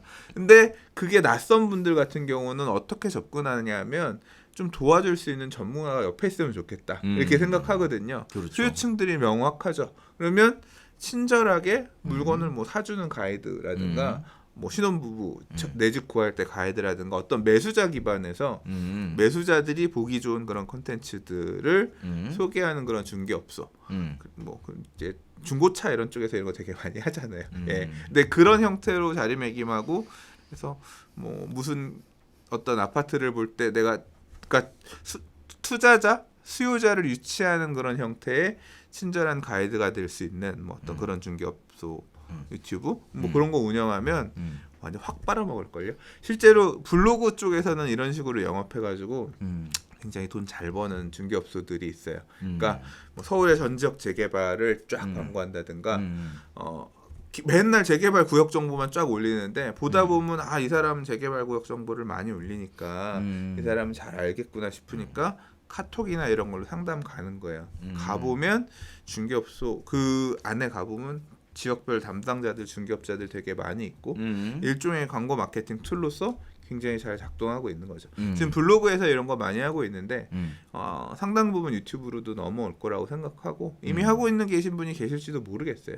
뭐 매물 TV 이런 것들은 되게 엄청 큰 채널들이 있어요. 뭐 전원주택 전문 매물 채널, 뭐 분양 전문 매물 채널 그래가지고 그냥 매물만 소개하는 거예요. 근데 심심하면 가서 이 집은 좋구나 나쁘구나 이런 식으로 보는 것처럼 이미 그런 시도를 통해서 되게 앞서 나가고 있고 돈 잘 보고 있는 분들도 계시거든요. 그러니까 내가 어떻게 접근하는 방식의 차이냐고, 내가 그렇게 유튜브를 통해서 중개업 자체를 나는 동네 거만 이렇게 할 거, 뭐 이런 경우는 한계가 있겠지만 이런 변화에 따라서 내가 물건이라든가 아니면 뭐 지역이라든가 이런 걸 깨고 좀 더 적극적으로 나갈 의향도 있다라고 생각하시면 매칭해서 굉장히 활성화되고 성공한 그런 유튜버이자 중개업자 사장님들 나올 수 있다고 생각합니다. 그래서 저희가 부동산 쪽에 유튜브를 하고 싶어 하시는 분들이 오셔서 이제 컨설팅을 해달라고 얘기를 하면, 그래서 같은 얘기를 해요. 속해 있는 지역에 대해서만 얘기하시면 소스가 없습니다. 어차피.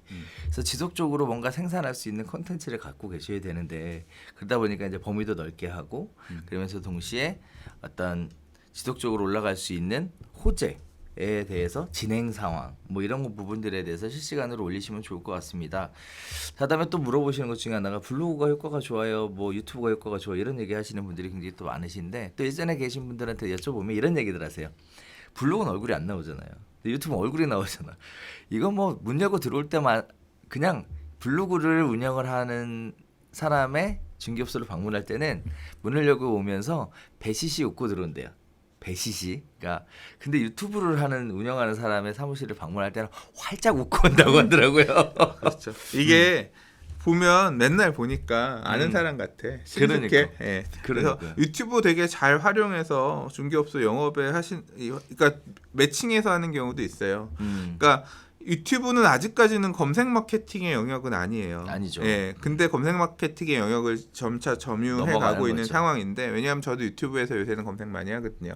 근데 블로그는 전통적인 검색 마케팅 영역의 마케팅 매체거든요. 그러니까 어디 궁금할 때 상위 노출 이런 게 되게 중요하죠. 근데 잘 활용하시는 분 보면 블로그 상위 노출해서 그 지역에 대한 아파트 이름에 대한 거 상위 띄우고 영상 보면 그 내용 안에 보면 텍스트로 설명하다가 영상을 보게끔 주목해서 보게끔 스포트라이트를 줘요. 예를 들자면 얘기하다가 제가 직접 가서 여기를 좀 보고 왔어요. 한번 영상 보실래요? 하고서 딱 걸어. 그러면 나도 이 전망 이런 거 궁금하니까 눌러보잖아. 그러면 거기서 설명하는 거. 안녕하세요. 누구예요? 막 이러면서 자 제가 여기 왔는데요. 하면서 보면 또 그 흐름에 따라서 보게 되잖아. 그렇죠. 자연스럽게 유튜브를 봐서 전망 와, 뭐 이렇게 해서 그러면 친숙해지는 거지. 그러면 나중에 혹시 이 지역에 내가 물건이 필요하거나 궁금하거나 또 매물을 내놓거나 할 때 이 사람이 이렇게 열심히 하고 잘하는데 내 걸 잘 팔아줄 수 있지 않을까? 또는 내 걸 잘 사줄 수 있지 않을까? 신뢰감을 갖고 여기 연결을 하게 되거든요. 그래서 어필하는데 굉장히 중요한, 그러니까 제 되게 잘 알죠. 나름 마케팅 엄청 연구 많이 해서. 예. 네. 예, 그렇습니다. 그래서 다 양쪽 다 하실 필요는 있을 것 같아요. 잘 하시려면. 자, 그래서 초보 유튜브를 시작하려고 하시는 분들한테 이렇게 시작했으면 좋겠다라고 본인의 경험을 얘기해 준다면? 초보 유튜버? 네. 너무 많은 것을 대단하게 갖추고 시작하려고 하지 마세요. 예, 내가 할 수 있을지, 이게 지속적으로 하는 게 중요하기 때문에 내가 할 수 있을지 없을지. 뭐 반짝 중개업소 사장님도 이 동네에서 오래 하려고 하시는 분도 계시지만 떴다방처럼 잠깐 있다가 입주장 끝나고 돌 거 해먹으면 그다음 가야지 뭐 이런 분들도 계셔서 뭐 정답이라고 할 수는 없겠지만, 그러나 기본적으로 뭐 하나 두 개 올리고 빵 터지고 이런 건 없기 때문에 이게 내가 계속 할 수 있을 건지 없을 건지 굉장히 많은 시간을 필요로 하거든요. 성의 없이 올리면 안 돼요. 이제 그렇기 때문에 조금 너무 많은 투자를 하고 접근하기보다는 일단 주어진 도구 가지고 한번 해보시고 일단 시작해보자. 예, 일단 시작해본다. 예. 그리고 나서? 너무 무섭게 생각하실 필요는 없을 것 같아요. 그리고 나서 나한테 맞는지, 내가 지속적으로 끌고 갈 수 있는 역량이 되는지 이런 것도 그리고 봐야 된다. 이런 IT라든가 아니면 이런 영상이라든가 아니면 매체라든가 익숙하신 분들, 지금 유튜브 많이 보고 계신 분들은 센스가 있을 겁니다. 유튜브의 문법 이런 것들을 알기 때문에. 그래서 이제 나도 그러면 어떤 그 문법에 맞춰서 영상을 만들어서 올려봐야지 하실 수 있겠지만, 네네. 잘 모르겠으면 역시 도움을 받는 게 중요하죠. 네. 자, 그래서 사실 유튜브가 대세로 막 떠오르기 시작하면서 뭐 세대 교체에 대한 얘기들도 굉장히 많이 나오고 있는데, 세대 교체가 나오게 된다라는 얘기가 또 나오는 이유가 유튜브가 영상 제작이라는 거고 컴퓨터를 잘 다뤄야 되는 영역인데요.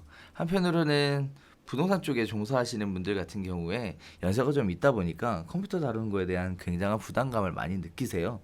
그래서 이제 하고 싶은 마음은 굴뚝 같아도 하기가 어렵다라고 하소연하시는 분들이 굉장히 많이 계시고, 반면에 이제 젊은 분들 같은 경우에는 기본적으로 컴퓨터를 잘 다루는 상황에서 영상 편집에 대한 것만 하나 업그레이드가 되면 바로 실행에 옮길 수 있는 분들이 많이 계시죠.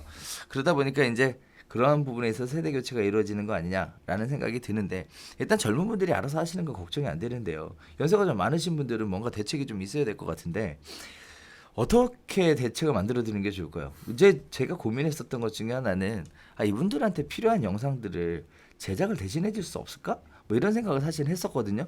그래서 사실 하고 있어. 지금 데모 테스트를 하고 있어요. 어렵긴 어렵더라고. 자, 그래서 그렇게 접근하는 것도 괜찮은 방법이라고 생각하는지. 내가 하기 힘들면 이제 도움을 얻어가면서 그렇게 가는 경우도 있는데, 사실 비용 문제가 있죠. 근데 유튜브는 생각보다 이렇게 매출이라든가 수익, 블로그도 뭐 수익하고 그런 건 아니잖아요. 처음에. 그런 것처럼. 네, 그래서 그랬어. 자기가 직접 하는 게 제일 좋아요. 자기가, 왜냐하면 직접 한다는 거는 지출하는 비용이 세이브 된다는 거니까 내 시간하고 열정만 투자하면 되는 거잖아. 그래서 연세 있으신 분들도 배워서 하는 게 맞다. 배워서 하는 게 맞고 그러나 그런 경우 있습니다. 그러니까 모든 영상을 내가 막 다 이렇게 뽀대나게 할 필요는 없잖아요. 네. 필요한 부분에 있어서는 뭐 도움 받아서 저도 사실 그렇죠. 부동산 팁 이제까지 대충 무료 프로그램 가지고 운영하다가 이제 유료 프로그램 구입해가지고 했지만 실제로 이제 외부랑 뭐 지금 별별 수다 녹화하고 하는 영상은 제가 편집 안 하거든요. 여기 네오비 TV 쪽에서 해주시거든요. 또는 이제 다른 콜라보하는 이런 편집이 붙어 있는 영상을 보면 확실히 좋죠. 그러니까 이런 식으로 외부의 도움을 얻을 수 있는 곳 필요에 따라서 활용하시면 훨씬 효과가 좋아요. 제가 해보니까 이번에도 이렇게 편집이 달라졌어요, 부동산님. 계속 이렇게 해주세요. 이런 거 보면 좋아요 개수가 어마어마하게 붙어요. 아 그렇구나. 네. 아 좋습니다. 자 일단 유튜브가 1000개 돌파할 것 같아. 제 유튜브에서 상상도 할 수 없었던 그렇군요. 일입니다. 네.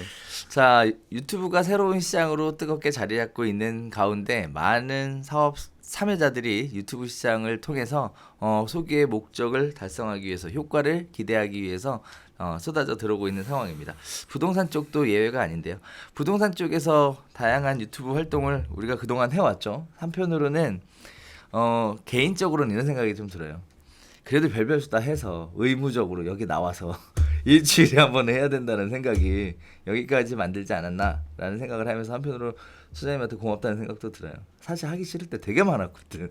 네. 그러니까 이게 제가 원래 유튜브라고 하는 게 혼자 대부분 하는 이유가 뭐냐면 제가 이런 어떤 일을 같이 해서 오래 가는 경우를 잘 못 봤어요. 왜냐하면 어느 한쪽이 주저앉으면 이게 하다 보면 서로 시간 맞추기 어렵고 하니까 잡을까 말까 하다가 이게 지금은 유튜브지만 한 2, 3년 전만 하더라도 팟캐스트에 이런 게 많았거든요. 맞죠. 우리 뭉쳐서 녹음하자 어떤 주제로 하자라고 하면 그게 만만치가 않아요. 그래서 중간에 이제 하다가 시즌 몇 하고 이제 안 하고 이런 사례들 돈은 안 되는데 그렇죠. 계속 모여서 하자니까 이거는 뭐 계속 언제까지 해야 되냐 일종의 수익 안 나는 동업인 거지. 근데 그렇기 때문에 혼자서 하는 거는 나만 열심히 하면 된다 이런 마음으로 했기 때문에 저는 사실 제가 혼자서 계속 꾸려 왔던 거거든요. 처음에 이제 유튜브 한다고 하니까 뭐 기획자인데 같이 뭐 잡을 해봅시다 뭐 이런 얘기도 하고 했었는데 다 아예 그냥 거절했어요. 거절한 게 어차피 수익 안 날 거는 알고 시작한 거고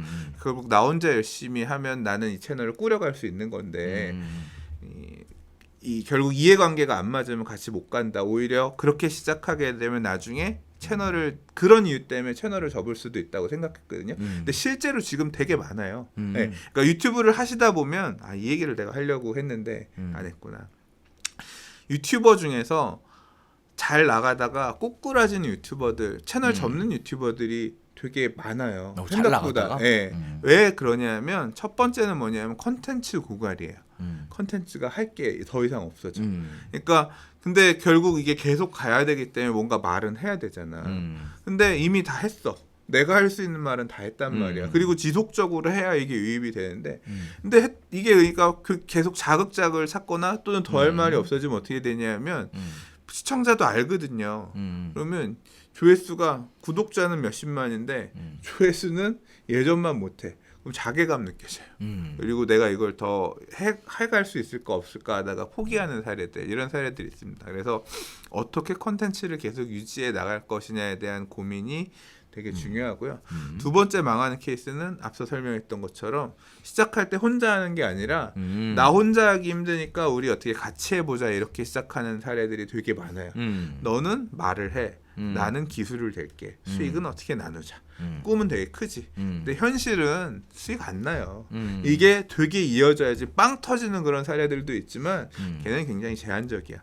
내가 사회의 인지도를 갖고 들어와서 간다고 하더라도 그렇게 빵 터질 수 있는 사람은 백종원 정도. 그러니까 그렇게 할 수 있는 그러니까 굉장히 많은 대중들의 눈을 갑자기 확 끌어올 수 있는 그런 어떤 셀럽 그런 유명인이 아니고서는 사실 유튜브 안에서는 또 유튜브 문법이 작동하고 유튜브 세계에서의 어떤 룰이 작동하거든요. 그렇게 왔다고 하더라도 이 유튜브 문법에 맞춰서 빵 터질 수 있을 만한 컨텐츠들을 되게 계속 꾸준히 생산하지 않으면 한계가 있어요. 근데 그 수익이 만들어지니까 어떻게 돼요? 당장 기획하는 사람보다 편집하는 사람에서 불만이 생겨요.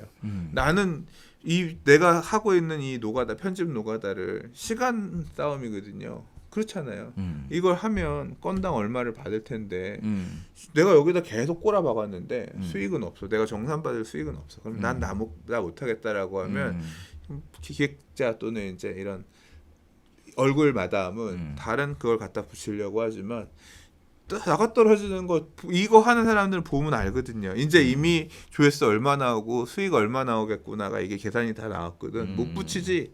그러니까 유지 갈 수도 없고 또 이제 그 채널을 더 어떻게 갈 거냐 부분에 있어서도 의견이 생기죠. 이만큼 키웠는데 이거 내 거야. 지금 이제 동업 관계가 일종의 되는 거예요. 이제 그런 분쟁도 생길 수 있고. 그래서 시작할 때 어떻게 시작할 거냐, 동업 이런 같이 시작하는 이런 채널의 문제, 채널 소유권 문제 이런 부분도 되게 복잡하고, 그러니까 막상 또 보면 같이 하는 것도 그렇게 만만치 않습니다. 저 아는 분은 그런 식으로 처음에 얘기했다 보니까 그냥 아예 어차피 이거는 나의 브랜딩을 위해서 하는 거다라고 하면서 지속적으로 돈을 주고 편집을 하더라고요. 깔끔해. 뭐 광고 수익은 얼마 안 나지만 지출하는 그러니까 계속 적자예요. 그러니까 유튜브 채널을 유지하면서 구독자는 계속 늘리고 이 조회수는 막 몇십만도 터지고 하면서 커지고 있는데 자기는 적자야. 왜냐하면 다 이제까지 편집 비용은 이만큼 쌓여 있는데 수익은 이런 상태니까. 그런 사례들이 생각보다 많습니다. 그러나 자신의 어떤 미래에 투자하려고 생각한다라고 하면 전할 필요가 있다고 생각합니다. 앞으로는 많이 어떤 흐름들, 정보의 어떤 흐름들, 정보를 얻어가는 흐름들이 이쪽으로 바뀔 거기 때문에 디테일한 정보까지 줄 수 있을 거기 때문에 많이 이쪽을 볼 거라고 생각해요. 네, 그렇습니다. 뭐 굉장히 말을 길게 해주셔가지고 좋을 뻔했어요 지금. 자, 좋은 얘기 감사하고요. 일단 앞으로 언제 생길지도. 그래서 비인기 지역이었던 곳이 물리면서 서울의 주거 수요를 분산해 줄 수 있는 좋은 지역으로 바뀌고, 그렇죠. 그렇게 되면 장기적으로는 어떤 서울 부동산의 대체제로서 작동을 하면서 이게 사실 유튜브를 모르시는 연세 드신 분 아무도 안 계시잖아요. 다들 한 번쯤 보셨을 거고 요새 또 뭐 시국에 관련돼서 요새 열심히들 보시더라고. 자, 유튜브에 대해서 모르는 사람이 없는가 반면 유튜브에 대해 모르는 사람이 없다는 것이 확실한 만큼 유튜브라는 시장 자체가 점점 더 커져가고 있다는 것도 여러분도 느끼시라고 생각을 합니다. 준비된 사람에게 기회가 오는 것이죠. 네, 그래서 여러분들도 충분히 준비하시고 거기에 따른 기회가 되셨으면 하는 바람에서 오늘 별별수다 조금 핀트가 나가는 이런 얘기 한번 드려봤는데 나름대로 준비하고 계신 분들에게 조금이나마 도움이 되셨으면 좋겠습니다. 자, 여기서 인사드려도 될까요, 선생님? 자, 저희는 여기서 인사드리도록 하겠습니다. 한 주 동안 별 특별한 이슈가 없이 10일 대책 이후에 조용한 관계로 부동산에 관련된 더 많은 이슈를 다뤄드리지 못한 점 죄송하게 생각을 하고요. 자, 오늘 보셨던 영상이 그래도 나름대로 괜찮았다라고 생각하시는 분들이 계시면 좋아요하고 구독하기 그리고 알림 설정 꼭 부탁드리고 하겠습니다. 자, 저희는 여기서 인사드리도록 하겠습니다. 감사합니다.